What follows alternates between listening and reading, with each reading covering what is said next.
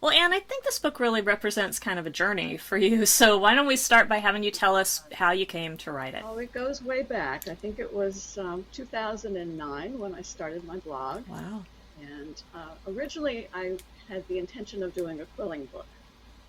And I had submitted some queries, but found that there just wasn't enough of an audience. The publishers liked the projects, but they didn't think that it would sell well enough, to be perfectly honest, because it was such a small niche.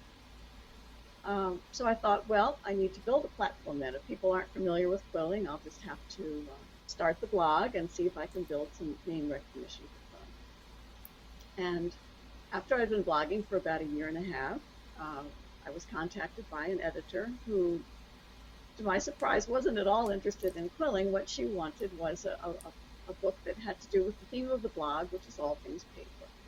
And I thought, well, that's an intriguing idea. Okay, I love to write, so let's go at it from that angle. You contributed some quilt projects, and then I just was so impressed by how deep this book goes into paper. It's not the usual stuff at all. There's crocheted paper, right? And there's some beautiful stuff with like braided paper, making newsprint into kind of a rope and braiding it, and really detailed types of things.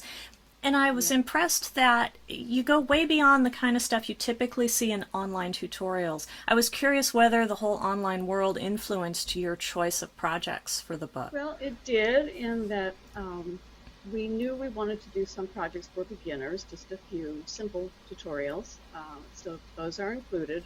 But then, as you say, we wanted to dig a lot deeper and do more involved, in-depth tutorials, which you can do in a book. You know, there's much more freedom to get into projects that might appeal more to the person who wants to learn a completely new skill, or to someone who's the more dedicated crafter who doesn't mind working through many, many steps. Some of the projects do get quite involved. Not that each step is difficult, but there are quite a few steps for some of the projects. So tell me how you went about choosing the various artists that contributed projects, because I also think there's a lot of unusual choices there. It's not the kinds of paper superstars that you see in a lot of other books. I had, through my blog, had gotten to know a lot of paper artists and paper crafters because of interviews I'd done with them, features of their work, and I knew that they would be able to come up with something really unique and useful. It was important to me that the projects not only be beautiful and stylish, but I wanted useful things, something that, you know, we all think of paper as so disposable, but I wanted people to see that they could hang on to the things that they make and that they would have a useful life. All of your contributors did all of their own instructional photography for the book, so they were able to get as in-depth as they saw fit for their That's projects. absolutely true. And that was my goal in having the people do their own photography. With the original editor, it would have been shipping all of the projects to me, and then I would arrange for the photography. But I didn't feel that I was an expert in all of these different types of paper crafts and paper art. I mean, some of them are quite involved, and I thought it was better that the expert do their own step-by-steps. It's hard to recreate someone else's work, in other words.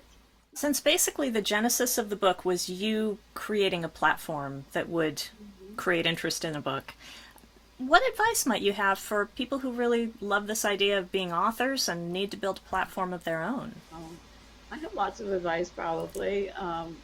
Been at it a long time now, and I think the most important thing is slow and steady wins the race. You just have to keep generating good content.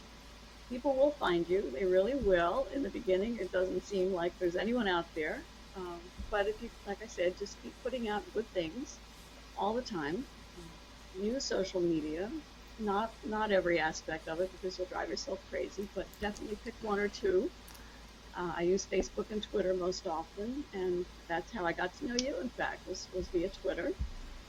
And just little by little, it truly does work. People will find your blog.